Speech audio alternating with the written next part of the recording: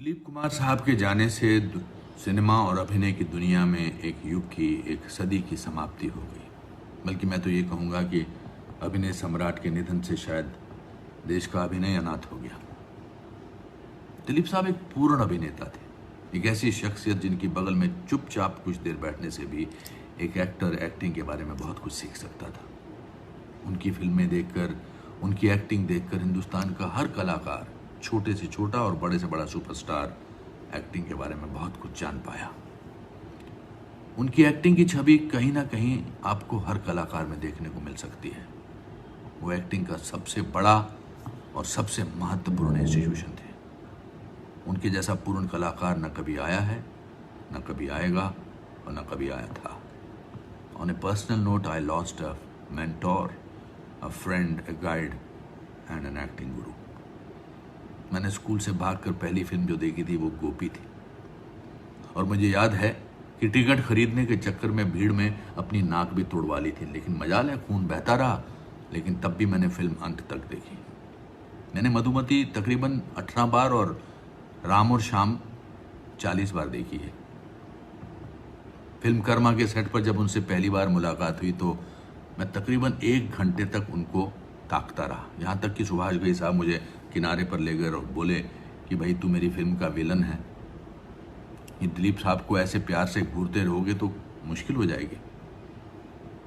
मैंने उनसे कहा था कि सर, जिस शख्सियत की वजह से मैं फिल्मों में आया हूं, उनको 1 घंटा तो क्या, मैं तो ताउम्र घूर सकता हूं।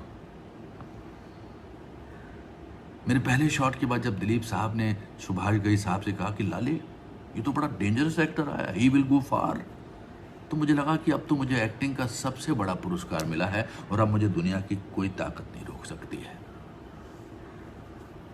मुझे उनके साथ 4 फिल्मों में काम करने का मौका मिला और मैंने उनके साथ बहुत वक्त गुजारा। मैं उनसे इतने सवाल करता था, दिलीप साहब अपनी उस फिल्म में कैसे एक्टिंग की, उसमें कैसे हंसाया, उसमें कैसे रुलाया, कि एक दिन वो हंसकर बोले और शायद तंग आकर भी, या तू बंदा है या बंदर। दिलीप साहब, आज आप शारीरिक रूप से हमसे दूर चले गए हैं, पर आप तो हिंदुस्तानी फिल्म जगत की आत्मा, और आत्मा अमर होती है।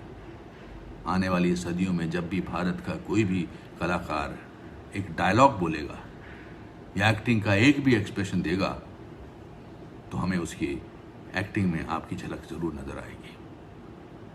मेरे नाटक कुछ भी हो सकता है में, जिसका पहला शो 2005 में दिलीप साहब देखने आए थे, उसमें एक लाइन है उनके बारे में, दिलीप साहब जैसी सूफियाना शख्सियत ऊपर वाला इस दुनिया को बहुत कंजूसी से बख्शता है।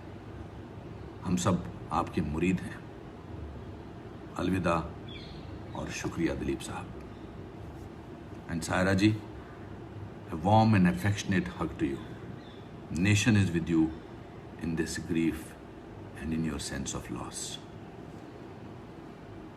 सुहाना सफर और ये मौसम हंसी, हमें डर है हम खो न जाए कहीं।